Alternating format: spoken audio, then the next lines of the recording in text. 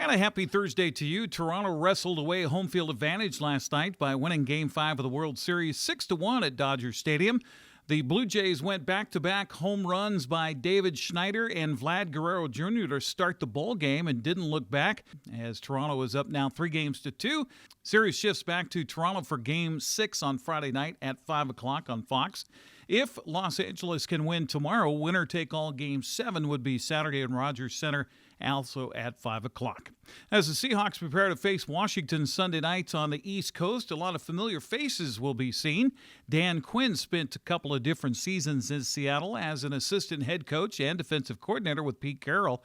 He's now the head coach with the Commanders. In fact, Seahawks head coach Mike Macdonald called on Quinn while in Seattle looking for work in the NFL. Walked right through the entrance right there. I was like wide-eyed. I thought it was like the coolest thing of all time. He came down. He was playing Beastie Boys in his office, and he was talking football about something. I had no idea what he was talking about, but it sounded sweet. And what I remember from that visit was like how like the feeling he had with the players in the building was, you could tell there was a really like special connection, and the respect he had. Knew everybody's name in the building. And that really stuck with me for a long time. I have a ton of respect for DQ, and he's obviously a great football coach. But that was a big time moment in my life. Like, it was really cool. So I appreciate him for doing that. In addition to Dan Quinn, Macdonald has a connection with former Seahawk linebacker Bobby Wagner when Wagner was looking for a new team after spending 10 years in Seattle. Well, it was great. I mean, there's a kind of a gravitas to him. You know, it's Bobby Wagner, and he's coming in for a visit, and I was first-year coordinator, so, you know, I didn't do a lot of talking. I just kind of let him talk. But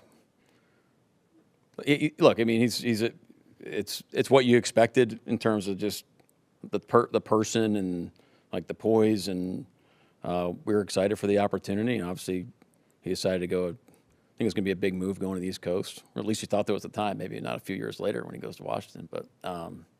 Yeah, it was a great visit. Look, we got a ton of respect for him. I mean, I was hoping it was going to work out.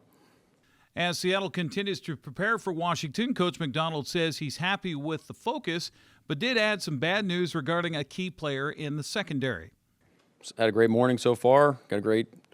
Excited for the game this week. Really still just focusing on, you know, how close can we get to be the team that we envision being, and we're on our way. A lot of room for growth, but we know how important today is, so that's really what we're focused on. But Commanders are a really good team. Obviously, had a great year last year, putting up a lot of points.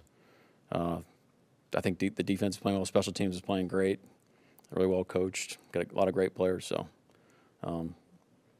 great challenge ahead of us.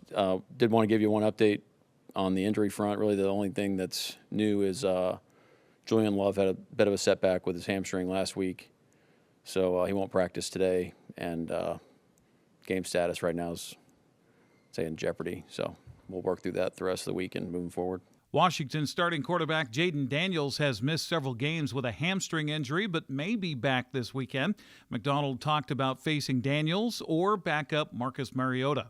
The good news is they're running the same offense. They don't have to change offenses by the quarterbacks. I think both operate it really well.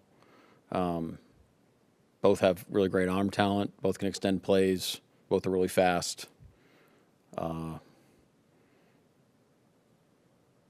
I mean, it's a similar operation, I guess, is what I'm trying to say. So, you know, the types of plays that we're going to be practicing against and preparing for really wouldn't change based on who's playing. Now, you got to be ready for both. You got to be ready for both every week, but normally you're just focusing on the starter, so that changes a little bit. Seattle and Washington kick off at 5:20 Sunday on NBC for Sunday Night Football.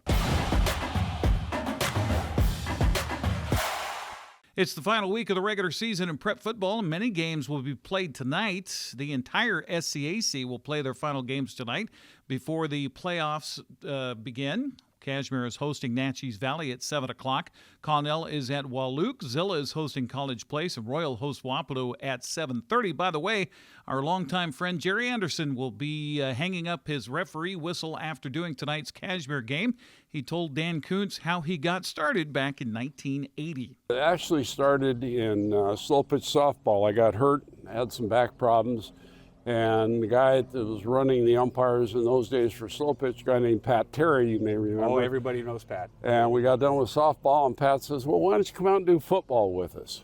Great idea. So I started doing football, and then football was over. Why don't you come out and do girls basketball with? First thing I know, I'm working year-round doing all the sports, and so that is kind of what got me going. Keeps you young, keeps you in shape, keeps you with the kids, because you love being around the young athletes. Well, people ask, I've been asked a million times probably, why do you officiate? It just seems like a thankless job. It's not a thankless job because these kids couldn't play. I'm a firm believer that team sports are really an important part of a kid's education, especially in this day and age. We got kids looking at their phone all day long. They're playing video games. They don't have any idea what teamwork is, and you see it in the workplace. Now, I saw it before I retired that teamwork wasn't there in a lot of cases like it should be. So you're doing that. The kids love the game. Most of them are pretty darn appreciative that you're out there. Thank you, Jerry, for all you've done for prep sports here in the Valley. The same is true for the CWAC as far as playing tonight rather than over on Friday night, with Ephrata hosting Grandview at 6 o'clock. Toppenish is at Lakewood. 7 o'clock games find Quincy in Othello. East Valley's hosting Ellensburg, and Prosser visits Sela. Omak finishes with a non-league game at Mount Baker tonight at 6. Second place in the Caribou Trail League will be settled in Peshastin, where Cascade is hosting Chelan. That kicks off at 7 o'clock. B-League football tonight has Brewster at Manson at 7, while Okanagan visits Lake Roosevelt. Waterville-Mansfield plays at Pateras Friday night at 6. Bridgeport travels to Davenport tomorrow at 7, while Soap Lake visits Moses Lake Christian. Liberty Bell hosts Tonasket Saturday afternoon at 1 o'clock. Antioch welcomes Oroville Saturday night at 6. Big Nine is the only conference here locally to keep their final nights lined up on Friday, with Moses Lake at Davis. Eastmont is on the road at West Valley. Sunnyside is hosting Eisenhower. Wenatchee couldn't find an opponent, so they have a bye this week. Wenatchee won its third straight regular season Big Nine soccer title in girls soccer last night with a win. Panthers topped Eastmont in the Apple Bowl 4-1 to improve to 10-1 on the season in league play. Eastmont dropped to 7-4, now a half game behind Eisenhower for second with 1 game to play. Scoring goals for the Panthers were Cam Garcia, Logan Gross-Didier, Berkeley Bowles, and Zyra Houston. In Central Washington 1B, 2B tournament, Brewster blanked Pateras 5-0, while Okanagan knocked off Liberty Bell 1-0. That tournament continues on Saturday. The District 5-6 2A tournament is today, with Wahluke at Cascade at 4 o'clock. Cashmere's hosting College Place at 5. Omak plays at Royal, also at 5 o'clock. Ephrata's volleyball season came to an end in a district play-in match last night. The Tigers fell to Grandview 3-2. Wenatchee and Moses Lake celebrate senior nights in Big Nine volleyball as the Panthers host Sunnyside and the Mavericks welcome Eastmont. Both those matches get underway at 6:30. That's a look at sports news. I'm Eric Granstrom. Have a happy Thursday.